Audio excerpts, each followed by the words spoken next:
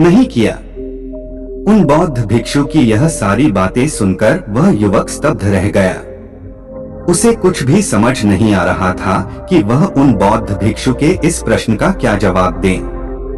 काफी देर सोच विचार करने के बाद वह उन बौद्ध भिक्षु से कहता है, हे गुरुवर, आप सत्य कहते हैं, ये सारे कर्म मैंने किए हैं और आप सही है। ये सारे बुरे कर्म मेरे द्वारा ही किए गए हैं और मैं अपने आप को हमेशा एक अच्छा इंसान मानता था। मैं हमेशा लोगों की मदद करता था, कभी किसी के सामने आवाज नहीं उठाता था और मुझे लगता था कि मैं एक बहुत ही सीधा, सरल और अच्छा व्यक्ति हूँ। लेकिन मैं यह नहीं जानता था कि जाने अनजाने में बुरे कर्म कर रहा हूँ।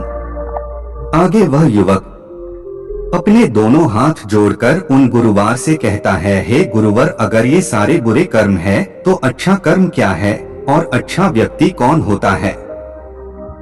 इसका जवाब देते हुए वह बौद्ध भिक्षु उस युवक से कहते हैं, भंते, जो हमेशा सत्य के साथ खड़ा रहता है, जो लोगों की मदद करता है, ईमानदारी से अपना कार्य पूरा करता है, जो विनम्र है लेकिन कमजोर नहीं, जो अपने आप पर गर्व कर सकता है लेकिन अहंकार नहीं, जो बुराई को नहीं सह सकता लेकिन अच्छाई के लिए हमेशा प्रयासरत रहता है, जो आलस्य नहीं करता और अपने जीवन को अपने नियंत्रण में रखता है, जो निडर रहता है। तभी वह युवक उन बौद्ध भिक्षु से कहता है, हे गुरुवर, आपने जो कुछ भी कहा वह एकदम सत्य है, लेकिन आप ही बताइए, भला एक गरीब और कमजोर इंसान किसी के सामने कैसे खड़ा हो सकता है? किसी का विरोध कैसे कर सकता है?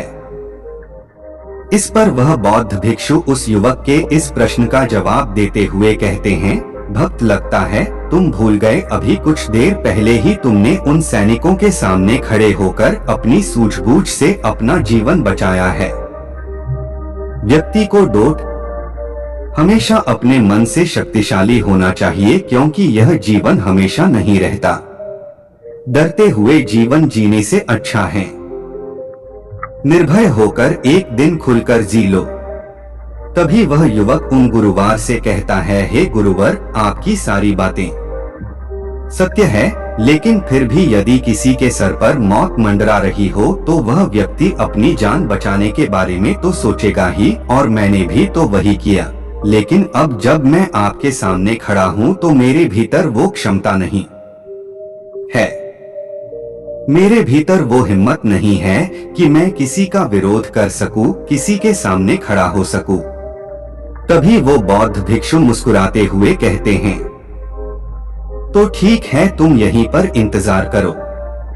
वह सैनिक कभी भी उस गुफा से निकल आएंगे और तुम्हें ढूंढ ही लेंगे, और अवश्य ही वह तुम्हें पकड़कर उस पहाड़ की ऊंचाई से फेंक देंगे और तुम कुछ नहीं कर पाओगे, क्योंकि तुम तो अपने आप को कमजोर समझते हो।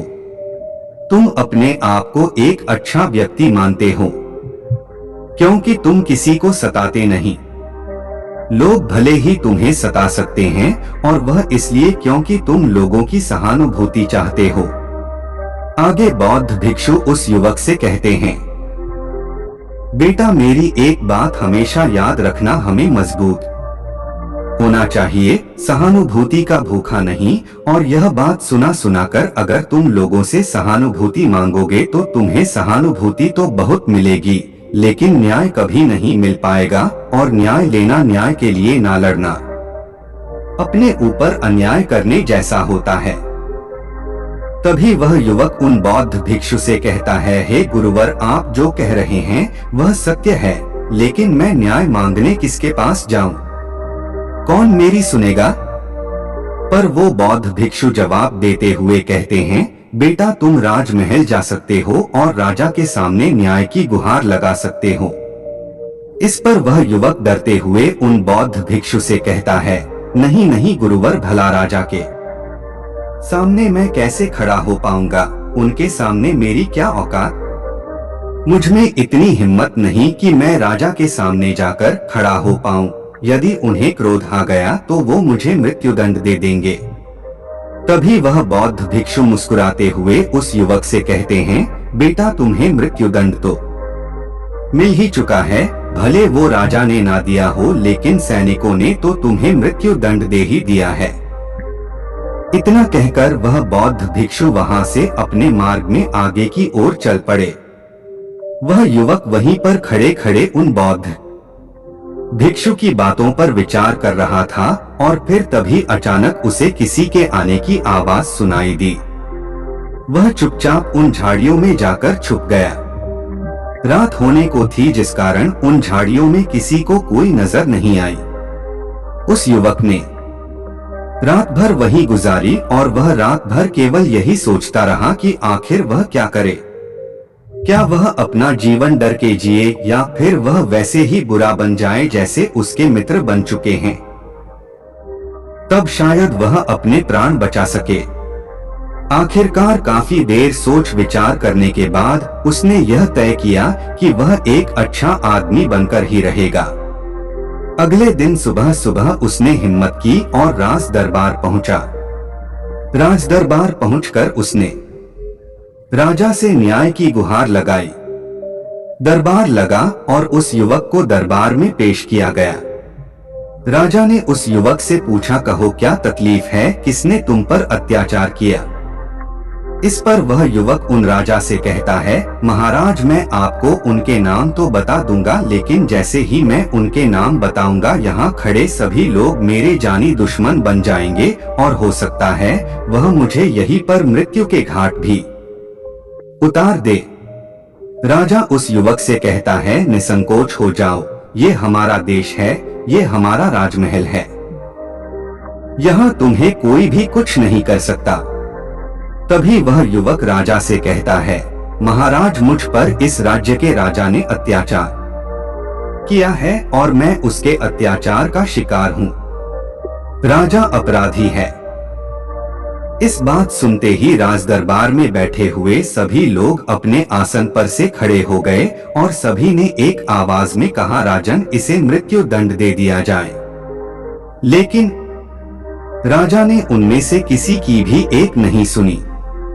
राजा ने कुछ देर के लिए सोच विचार किया और उसके बाद वह राजा कहता है, ठीक है, मैं तुम्हारी बात मानने के लिए तैयार हूँ, लेकिन अब मैं चाहता हूं कि तुम अपनी बात स्पष्ट करो। आखिर तुम कहना क्या चाहते हो?